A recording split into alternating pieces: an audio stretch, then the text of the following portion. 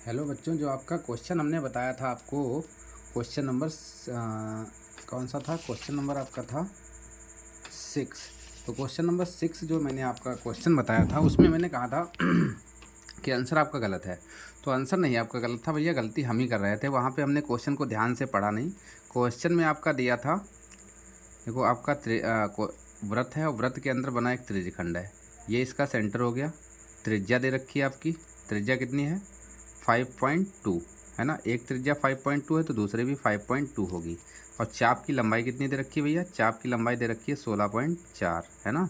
सब सेंटीमीटर में है आपका। तो इसमें जो है इस त्रिज्यखंड का परिमाप दे रखा है। ये जो त्रिज्यखंड आपका बना है इसका परिमाप दे रखा है।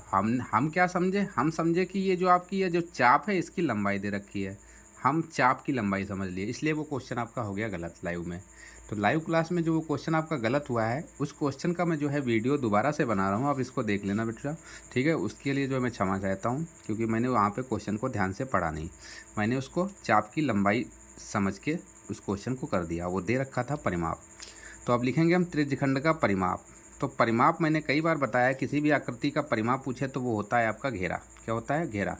ठीक, तो लिखेंगे अब हम त्रिज्यखंड का परिमाप। त्रिज्यखंड का परिमाप। तो त्रिज्यखंड का परिमाप क्या बनेगा? तो देखो, एक वृत्त के अंदर अगर एक त्रिज्यखंड हम बनाएं, तो ये आपका त्रिज्यखंड है। मैं अलग से बना के समझा रहा हूँ। तो ये त्रिज्या आर होती, ये त्रिज्या आर होती और ये चाप की लंबाई एल होती। तो इस त्रिज्यखंड को कितने लोग घेर के रखे हैं? तो इस त्रिज्यखंड को घेर के रखा है ये एल और ये आर और ये आर। तो दो आर ने घेर रखा है, एल ने घेर रखा है। तो परिमाप क्या बनेगा? 2r प्लस एल बनेगा, है ना।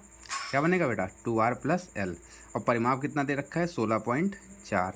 तो इक्वल टू 2 गुणे आर की वैल्यू क्वेश्चन में कितने दे रखी है? 5.2। ये रफकारी था, मैंने अलग से समझाया था, क्वेश्चन का पार्ट नहीं है ये, ठीक है ना बेटा।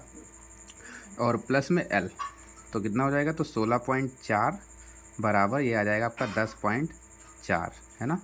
और प्लस में एल, इसको इधर लाएंगे तो 16.4 माइनस हो जाएगा आपका 10.4 इक्वल टू एल। तो ये सब्ट्रैक्ट होगा तो बचेगा आपका 6 इक्वल टू एल। तो ये एल आ गया है। अब हमसे उसने पूछा है त्रिज्यखंड का क्षेत्रफल। तो ये जो त्रिज्यखंड बना है इसका एरिया निकालना है। तो इसका एरिया निकालने के लिए हमें ये थीटा पता हो जाए तो काम बन जाए।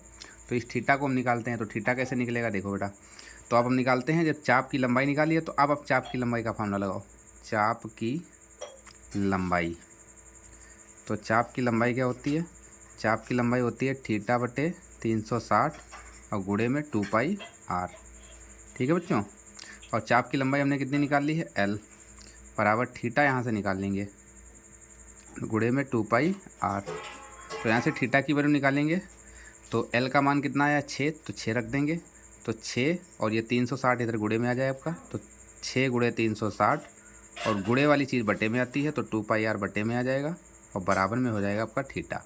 ठीक, तो इसको ऐसे ही बंद कर लो आप। अब लगा दो त्रिज्यखंड का क्षेत्रफल। तो त्रिज्यखंड का क्षेत्रफल क्या होता है? तो त्रिज्यखंड का क्षेत्रफल, तो त्रिज्यखंड का क्षेत्रफल होता है थीटा बटे 360 और गुणे में πr स्क्वायर। ठीक है ना बेटा। तो थीटा की वैल्यू कितनी आई है? थीटा की वैल्यू आई है 6 गुणे 360 और बटे में 2πr और बटे में 360 और गुणे में πr स्क्वायर। पाई से पाई ख़त्म हो जाएगा, आर से आर ख़त्म हो जाएगा। 360 से 360 ख़त्म हो जाएगा। 2 1 कम 2, 2 3 6। तो कितना टोटल बचेगा? 3 इंटू आर बचेगा। ठीक, और आर की वैल्यू क्वेश्चन में कितनी दे रखी है? 5.2। तो 3 गुणे 5.2, तो 3 दूना 6 और 5 3 15, एक के बाद पॉइंट है तो एक के बाद पॉइंट चिपका देंगे, हो जाएगा 15.6 सेंटीमीटर स्क्वायर। ठीक बच्चों, तो 15.6 सेंटीमीटर स्क्वायर ही आंसर आपका आएगा। देख लेना भैया, क्लियर कर लेना अपना क्वेश्चन, ठीक है। तो देखो भैया, मैं यहाँ पे पढ़ता हूँ। ये मेरा स्टडी रूम है, ये मेरा सब सिस्टम रखा हुआ है, ठीक है, देख लो। ठीक, देख लिए।